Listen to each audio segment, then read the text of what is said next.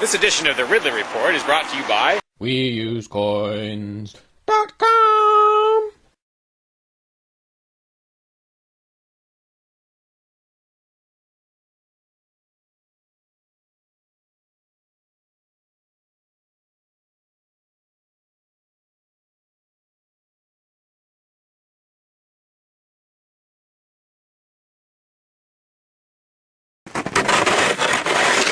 When I was out there a couple years ago, I tried to do a video, I got rid of some of the ice and did a little video about it, suggesting maybe that I shouldn't be the only one.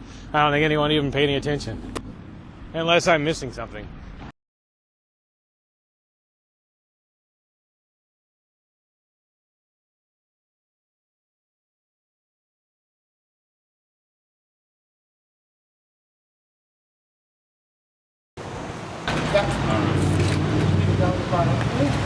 Yeah, Free Staters are always saying more Mayberry, less Fallujah. I'd like to say more Mayberry, less Move. If you remember Move, they were the communist-leaning commune in Philadelphia that was burned to the ground by authorities along with most of the neighborhood.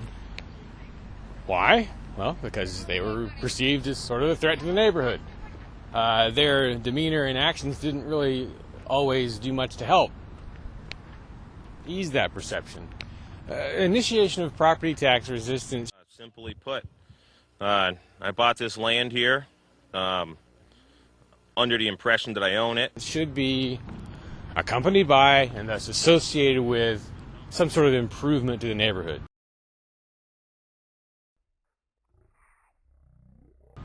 I mean, if you so much as sit on the porch at the CAC and have a conversation, there's a pretty good chance you're going to disturb some neighbors because they're that close.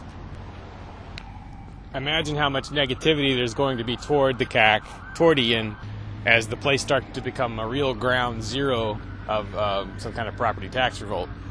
Because a lot of things will probably have to be done at or near the CAC to harden it in some way against the authorities. Once that 3-year mark is crossed and the place can be seized, there's going to have to be quite a few people there at all times so that when they come for it, the maximum stink can be raised. But again, it's in such a residential neighborhood that the stink is going to be a double-edged sword. My expectation would be that on the day they come for the house, the authorities will impose... Well, actually, before they even take it, they may impose an exclusion zone, which bans any number of people from being at the house. On the day they take it, they will probably block roads leading to it. The way you handle that, maybe, would be to create scenes of some sort at each of the roadblocks, or to occupy some piece of town property in response, peaceably, expecting to be dragged out of there.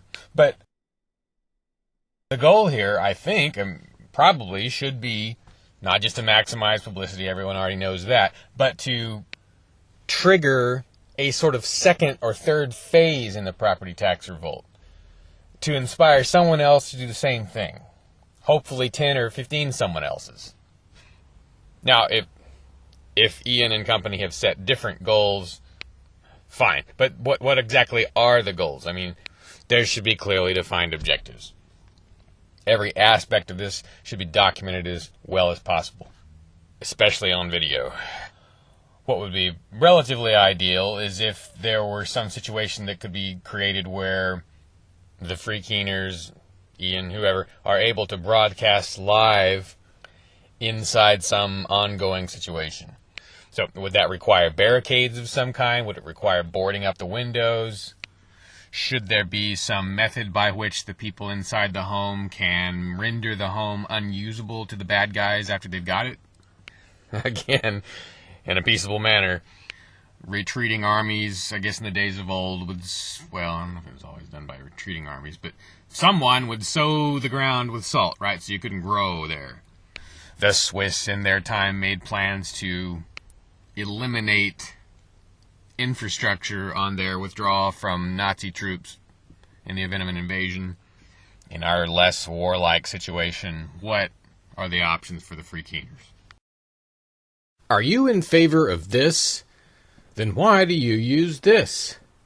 Instead, maybe you should use this. Spending a government's currency does more than anything else to prop up that government. Please, starve the monster.